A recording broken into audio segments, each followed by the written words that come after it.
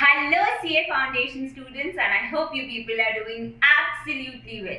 सबसे पहले तो a big congratulations to all the students who cleared their exam today. Congratulations on clearing your first level of CA examination. But the sad part or the sad reality is that only 20% students fall in this congratulations category. यानी 80% students आज ऐसे थे जिनका exam clear नहीं हुआ, 80% students आज ऐसे थे जिनका रिजल्ट अनसक्सेसफुल था, 80% स्टूडेंट्स आज ऐसे थे जिन्होंने भी शायद बहुत ज्यादा मेहनत, बहुत ज्यादा पढ़ाई, बहुत ज्यादा सैक्रिफाइसेस किए हो, but today's result was not in their favour. And I feel 80% is quite a massive number and इस पे डिस्कशन करना, इस पे चर्चा करना बहुत ही ज्यादा जरूरी है. पर्सनली मुझे लगता है 80% में से स्टूडेंट 60% ऐसे कैटेगरी के होंगे जिन्होंने अकाउंट्स, मैथ्स और इकोनॉमिक्स तो क्लियर कर लिया होगा, बट लॉ एग्जाम में अटक गए होंगे क्योंकि इस बार पेपर भी डिफिकल्ट था एंड लॉ हमारा वीक सब्जेक्ट होता है, लॉ हमारी दुखती नस होती है. एंड इसीलिए मैं आज का वीडियो लेके आई हूँ जहाँ पे हम डिस्कस करेंगे कि अगले 2 महीने में आपको लॉ को कैसे प्रिपेयर करना है, कौन से मिस्टेक्स अवॉइड करने हैं, किन चीजों पे ध्यान देना है ताकि सितंबर 26 में आईसीआई कैसा भी पेपर दे हम आराम से लॉ का पेपर क्लियर कर पाए एंड जल्द से जल्द अपना सीए फाउंडेशन क्लियर कर पाए. एंड देखो, I am a firm believer of the words that mister Shahrukh Khan says that movies की तरह जिंदगी में भी एंड में सब कुछ सही हो जाता है एंड अगर सब कुछ सही ना हो तो वो अंत नहीं है. तो आज का जो रिजल्ट है that is a very small defeat, that is a very small failure for all of you. And failures हमारी लाइफ में हमें कुछ सिखाने को ही आते हैं, तो हमें गिरना नहीं है, हमें डरना नहीं है, हमें इससे फाइट बैक करने हैं, इसके लेसन्स लेने हैं और डिटर्मिनेशन से और मोटिवेशन से और जील से तैयारी करनी है एंड अपने आप को प्रॉमिस करना है that September 26 is going to be my last attempt. तो इसी मोटिवेशन, इसी डिटर्मिनेशन के साथ मैं चाहूंगी कि आप सब इस वीडियो को सुने एंड आइए अब स्ट्रैटेजी पे डिस्कशन करते हैं. तो देखो, मेरी सबसे बड़ी प्रॉब्लम स्टूडेंट्स के साथ ये है कि स्टूडेंट्स ना अपने फ्रेंड्स के बेसिस पे बहुत ही ज्यादा एक्ट करते हैं. मैम, मेरे फ्रेंड ने ना पिछले 3 साल का आरटीपी एमटीपी सॉल्व किया तो मैंने भी इस बार पिछले 3 साल का आरटीपी एमटीपी सॉल्व कर लिया.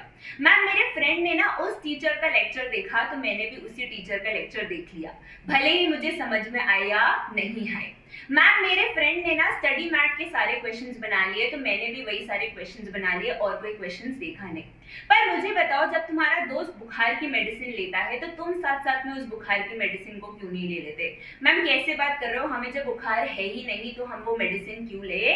That is exactly what I am trying to convey to you कि आप सारे प्रॉब्लम्स का एक जेनेरिक सोल्यूशन लेके आ रहे हो जबकि वो प्रॉब्लम एक कस्टमाइज्ड सोल्यूशन चाहता है. आप प्रॉब्लम्स को जेनेरिक सोल्यूशन के साथ फीड करते जा रहे हो और वो प्रॉब्लम बोल रहा है कि भाई मुझे सोल्यूशन की जरूरत ही नहीं है, मुझे तो दूसरे सोल्यूशन की जरूरत है, तो उस पे काम कर तब डिजायर्ड रिजल्ट आएगा. बट आप प्रॉब्लम को समझे बिना उसको जेनेरिक सोल्यूशन फीड किए जा रहे हो जिसकी वजह से आपका टाइम वेस्ट हो रहा है, जिसकी वजह से आपके एफर्ट्स वेस्ट हो रहे हैं एंड जिसकी वजह से ही आप अपना डिजायर्ड रिजल्ट अचीव नहीं कर पा रहे हो. तो before discussion of any strategy the first thing that needs to be done is identification of the problem.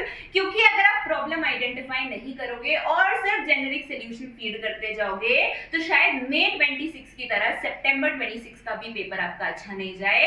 तो सबसे पहली चीज जिस पे हमें काम करने की जरूरत है is identify our problem so that हम उसे कस्टमाइज सोल्यूशन दे पाए एंड जो हमने मई 26 में गलतियां की थी वो हम सितंबर 26 में नहीं दोहराए. मैम, प्लीज हमें बताइए हम अपने प्रॉब्लम कैसे आइडेंटिफाई करें. तो आज के दिन पे आपके प्रॉब्लम्स आइडेंटिफाई करने के लिए जो बेस्ट चीज आप कर सकते हैं is get your checked copies from ICAI और आरटीआई. तो इस वीडियो को देखने के बाद आपका सबसे पहला काम यही होना चाहिए आईसीएआई से या आरटीआई से अपने कॉपीज मंगा लेने का, सो दैट उस कॉपीज को देख के हम एनालाइज कर पाए कि हमारी गलतियां क्या हुई थी, हमारी मिस्टेक्स क्या हुई थी और उसी चीजों पे काम करके हम सितंबर 26 की स्ट्रैटेजी सजा पाए. तो हमें मई 26 की तरह ऐसे अंधे की तरह एक्ट नहीं करना है.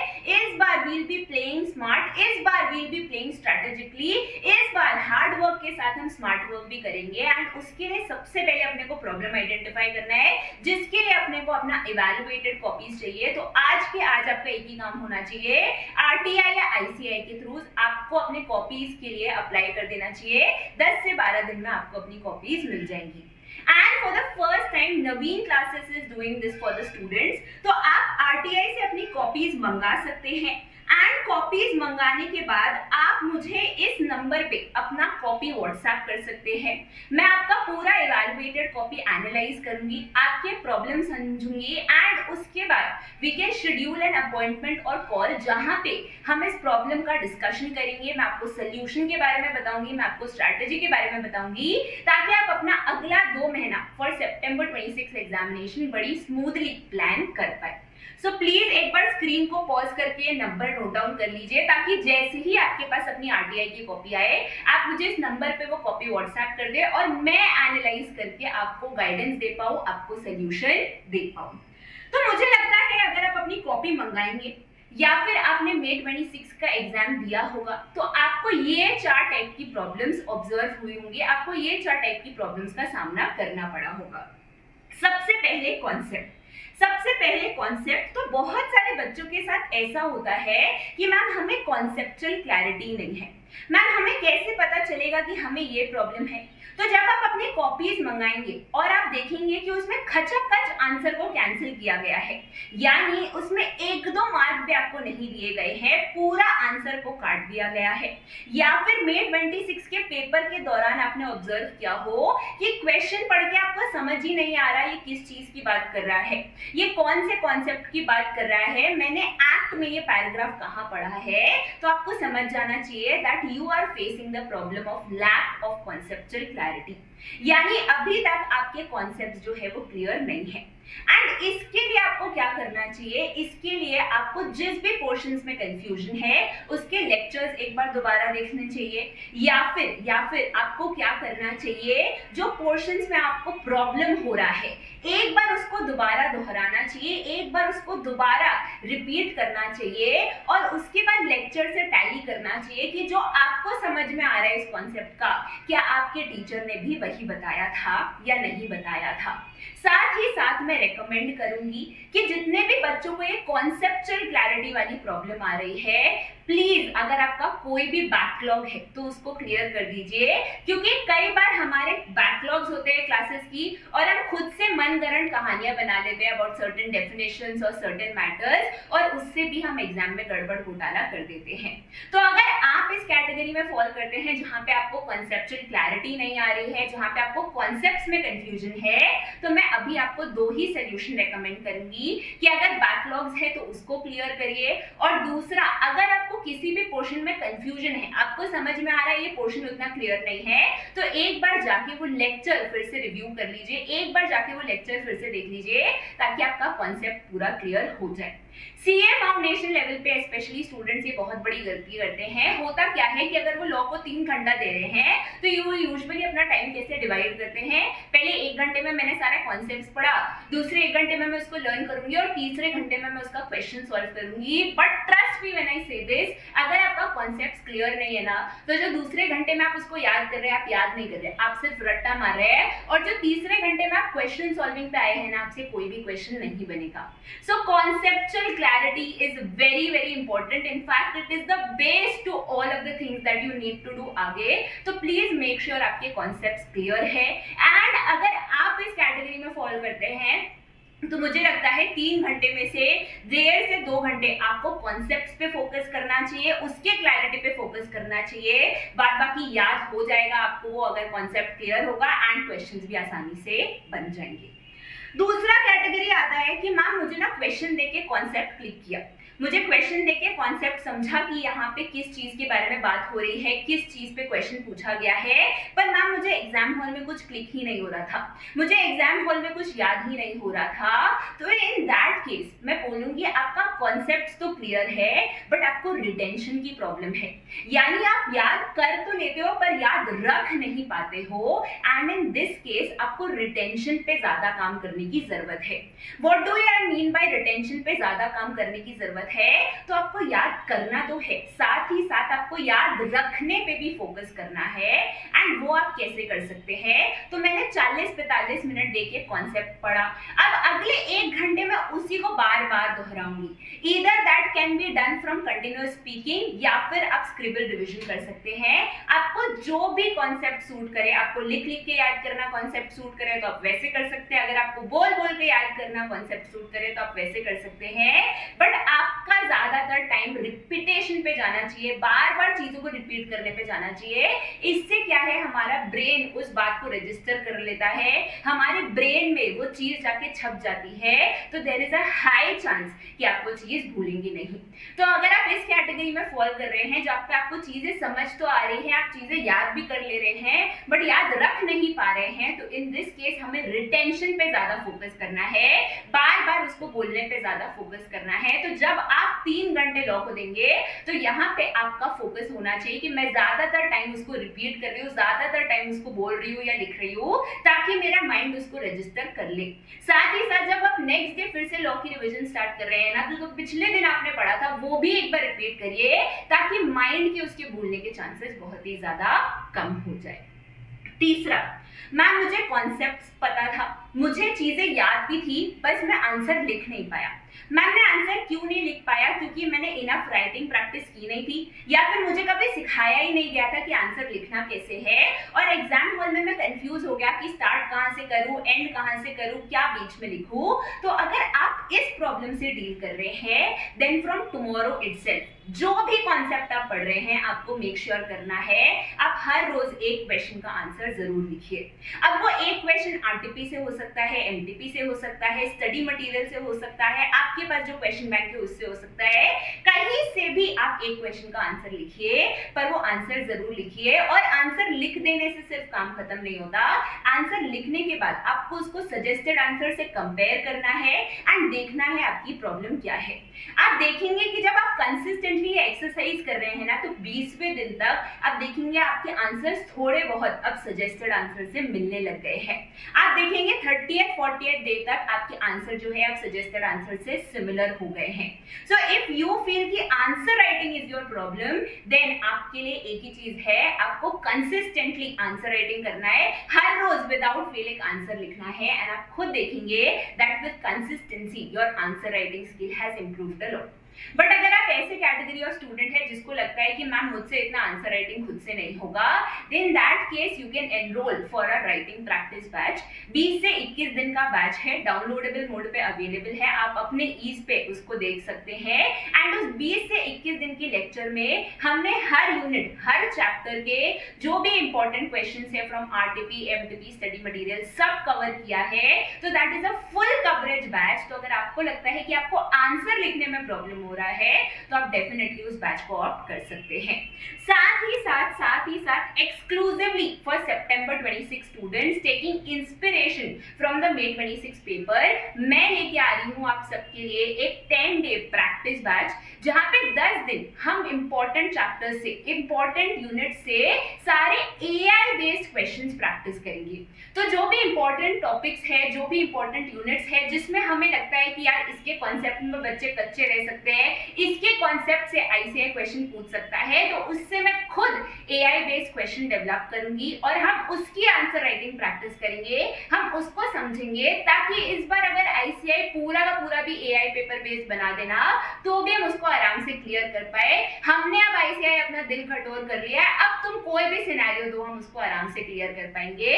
So these sessions will be held in the month of July, end of July में हम ये सेशंस रखेंगे। YouTube पे फ्री होंगे, आपको नोटिफाई कर दिया जाएगा। एंड अभी आपको अगर ये सेशंस अटेंड करना है तो आपका फोकस होना चाहिए क्या बहुत अच्छे से रिवाइज कर रहे हैं, ताकि जब हम ये सेशंस में क्वेश्चन आंसर प्रैक्टिस कर पाए तो आप साथ में मेरे साथ सारे क्वेश्चन सॉल्व कर पाए और आपको हर क्वेश्चन के इंटरप्रिटेशन में बहुत ही ज्यादा आसानी हो। तो आपको जल्दी से जल्दी रिवीजन करके रखना है, ताकि आप मेरे साथ आसानी से ये प्रैक्टिस बैच में एनरोल कर पाए एंड ये प्रैक्टिस बैच में क्वेश्चन प्रैक्टिस कर पाए। लास्ट प्रॉब्लम आती है, मैम क्वेश्चन देख के मुझे कॉन्सेप्ट समझा, मुझे कॉन्सेप्ट याद भी था एंड साथ ही साथ मुझे राइटिंग प्रैक्टिस भी किया हुआ था, तो मुझे पता था आंसर लिखना कैसे है। पर मैम पेपर मिलने के बाद, इवैल्यूएटेड कॉपी मिलने के बाद मुझे ये पता चला कि मैंने तो पूरा क्वेश्चन ही गलत इंटरप्रेट कर दिया था। क्या बोला मैंने, ध्यान से सुनो, कि आपको ऐसा लगा कि क्वेश्चन देख के आपको कॉन्सेप्ट पता है, आपको कॉन्सेप्ट याद भी था एंड साथ ही साथ आपने राइटिंग प्रैक्टिस भी कर रखी थी, तो आपने पूरा आंसर अपने हिसाब से सही लिखा। बट इवैल्यूएटेड आंसर स्क्रिप्ट मिलने के बाद आपको पता चला कि आपने तो क्वेश्चन ही गलत इंटरप्रेट कर लिया है। Now this usually happens when you do not practice enough case study based question. तो अगर आपको इस पे काम करना है तो आपको क्या करने का है, ज्यादा से ज्यादा case study based question practice करने हैं from your study mat, from RTP, MTP study material, so that आपको केस स्टडी बेस्ड क्वेश्चन का एक फ्लेवर मिल जाए, आपको केस स्टडी बेस्ड क्वेश्चन का एक एनालिसिस मिल जाए and eventually you will see कि अगर आप हर रोज 3 से 4 case study based question answer करते हो, हर रोज 3 से 4 case study based question solve करते हो, तो 20वें दिन तक केस स्टडी बेस्ड क्वेश्चन पे आपकी पकड़ हो जाएगी एंड अब आप आसानी से case study based question analyse कर पाओगे। मैम क्या आप बोल रहे हो हर रोज हमें 4 आंसर्स लिखने हैं केस स्टडी बेस्ड क्वेश्चन के? नहीं, मैं ये नहीं बोल रही कि आपको हर रोज 4 आंसर्स लिखने हैं केस स्टडी बेस्ड क्वेश्चन के। मैं आपको ये बोल रही हूँ कि हर रोज आपको 4 केस स्टडी बेस्ड क्वेश्चंस पढ़ना है, 2 मिनट रुकना है, सोचना है कि इसका आंसर क्या हो सकता है एंड फिर चेक करना है जो आपने सोचा है वैसा ही है या नहीं है। अगर नहीं है तो आपको उस कॉन्सेप्ट पे वापस जाना चाहिए जिस पे क्वेश्चन था, उसको दोबारा पढ़ना चाहिए एंड देखना चाहिए कहीं पे उस पे तो गड़बड़ी नहीं हो रही है ना, वो देख के आपको क्वेश्चन रीरीड करना चाहिए, अपना मिस्टेक नोट डाउन करना चाहिए ताकि अगले दिन आप इस पे इंप्रूव कर पाए और अगले दिन आप इस पे काम कर पाए। साथ ही साथ ऐसे कैटेगरी ऑफ स्टूडेंट्स के लिए भी AI practice session will be great, will be super, क्योंकि उसमें भी हम भयंकर case study based question discuss करेंगे, तो उसमें भी आपकी स्किल्स डेवलप हो पाएंगे। So these are all the problems and these are all the solutions and मुझे लगता है कि अगर आप इन solutions पे काम करते हैं then definitely September 26 के लिए आप आराम से तैयार हो जाएंगे। September 26 का पेपर आप आराम से क्लियर कर पाएंगे एंड September 26 में ICAI कैसा भी पेपर दे आपको डरने की जरूरत नहीं है, क्योंकि आप उस पेपर में आराम से 60+ सिक्योर कर पाएंगे। अब कुछ बच्चों का आएगा कि मैम हमें ना अगले 2 महीने की स्ट्रैटेजी बता दो कि हमें कौन सा चैप्टर पहले और कौन सा चैप्टर बाद में करना चाहिए। तो देखो इस पे मेरा टेक यही है कि कल से आपको हर रोज 3 घंटे लॉ को देने हैं। अब अगर आपको लगता है कि आप इंडियन कॉन्ट्रैक्ट एक्ट अच्छे से जानते हो तो आप इंडियन कॉन्ट्रैक्ट एक्ट स्टार्ट कर सकते हो। अगर आपको लगता है आप कंपनीज एक्ट अच्छे से जानते हो तो आप कंपनीज एक्ट के साथ स्टार्ट कर सकते हो। तो जिस भी आपको एक कॉन्फिडेंस आए ना, जिस भी चैप्टर में आपको लगे कि हाँ I am confident in this, आपको उससे स्टार्ट करना चाहिए। तो मैं कोई चैप्टर वाइज स्ट्रैटेजी आपको नहीं देना चाहती, बस ये बोलना चाहती हूँ कि हर रोज 3 घंटे डेडिकेटेडली लॉ पढ़िए। आपका जो प्रॉब्लम है उस हिसाब से जो सोल्यूशन है उसको इनकॉर्पोरेट करिए 3 घंटे में एंड ट्राई करिए कि अगस्त 10 तक एक बार आपका पूरा सिलेबस हो जाए, ताकि अपने पास 20 डेज बफर इन हैंड रहे और उसमें अपने जो भी इंपॉर्टेंट टॉपिक्स है ना एक बार फिर से रिवाइज कर पाए, ताकि अगर कहीं पे भी लैक ऑफ कॉन्सेप्चुअल क्लैरिटी रह गई हो, अगर कोई भी टॉपिक अपने को अच्छे से याद नहीं हुआ हो तो वो अपने दोबारा याद कर पाएंगे। So this is all about from my side। साथ ही साथ मैं आप सबको एक बहुत ही इंपॉर्टेंट इन्फॉर्मेशन और एक बहुत ही यूजफुल चीज के बारे में बताना चाहती हूँ। तो आज जो मैंने आपके साथ ये स्ट्रैटेजी ब्रीफ में डिस्कस की, ये स्ट्रैटेजी मैं डिटेल में डिस्कस करने वाली हूँ ऑन द वेबिनार इन 8 जुलाई। तो 8 जुलाई को हमारा एक वेबिनार है जहां पे मैं फ्रॉम स्क्रैच टू एंड ये पूरा डिस्कशन करूंगी, पूरे स्ट्रैटेजी पे बात करूंगी, आपको बताऊंगी भी, गाइडेंस भी दूंगी कि कहाँ पे ऐसे चैप्टर्स हैं जहां पे कम एफर्ट के साथ आप ज्यादा मार्क्स रिटेन कर सकते हैं। साथ ही साथ इस वेबिनार के एंड में ना एक बहुत ही अच्छा सरप्राइज गिफ्ट है, तो मुझे लगता है हर बच्चे को काम आएगा।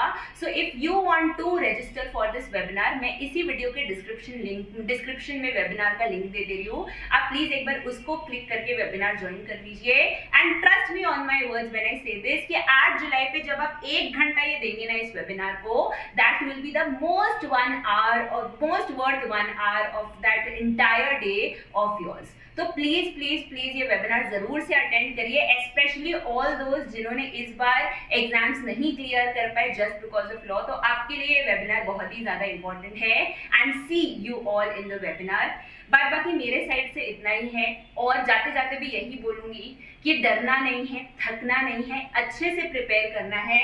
और मुझे पता है, मैं कॉन्फिडेंट हूँ कि आप सब सितंबर 26 का एग्जाम आसानी से क्लियर कर लेंगे। So thank you so much from my side. अगर आपको लगता है कि आपके किसी भी दोस्त को इस वीडियो की जरूरत है तो प्लीज उसको शेयर करिएगा। And for more such updates keep following our channel. Thank you so much.